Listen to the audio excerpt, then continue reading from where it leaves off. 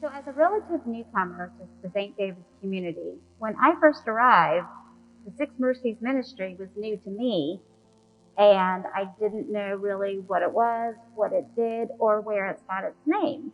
Jan, can you tell me a little bit about the history of the Six Mercies Ministry here at St. David's? Sure.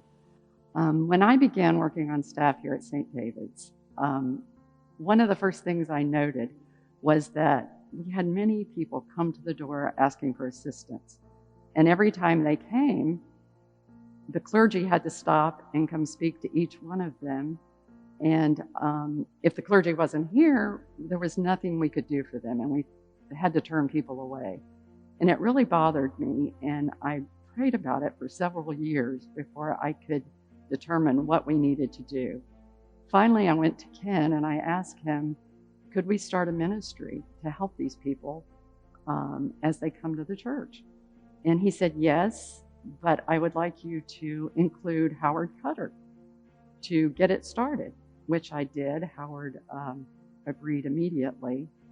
And Howard came up with the name Six Mercies from the Six Mercies from Matthew, and they're also in our stained glass windows. And he also came up with the anchor, the Christian symbol of hope, as our symbol.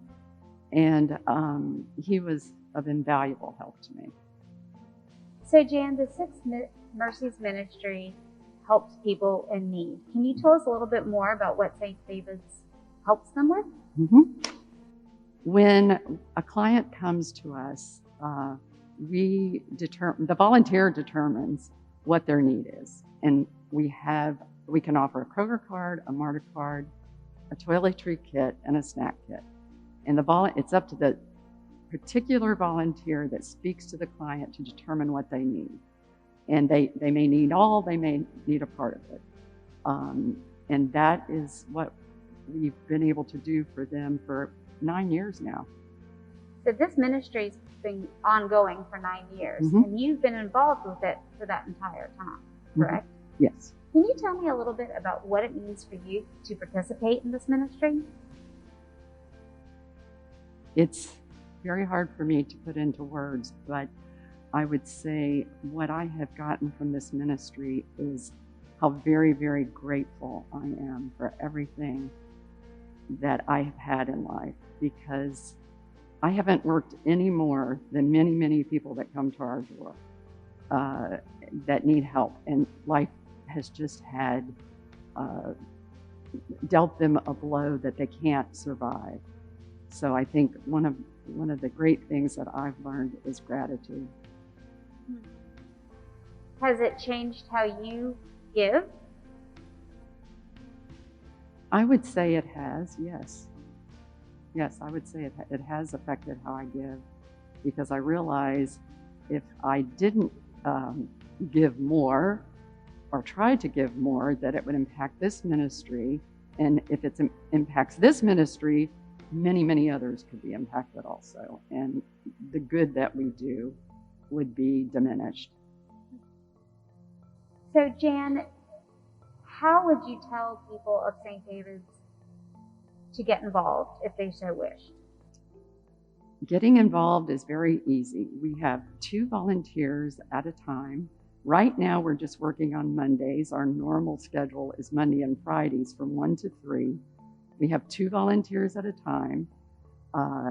You're trained, and right now there's no interface with our client. We have to do it by telephone, and then they come by and pick up what their supplies are and what they need. So it's very easy to get involved, and we'd love to see more people on the team. So obviously we're abiding by social distancing protocols. Yes. But have you seen an increase in need at this time? Yes. Yes. That's one reason why we started up before the church opened for services. We were getting calls, people coming to the door at a much higher rate than normal. So the service industry, which many of these people work in, has been hit dramatically, and that has caused the increase we see today. So, Jan, before we stop our conversation about Six Mercies today, what is the one takeaway that you would want every person in St. David's to know about this ministry? That we are helping those in our communities. We're loving our neighbors. And I think that's the very simplistic approach to it.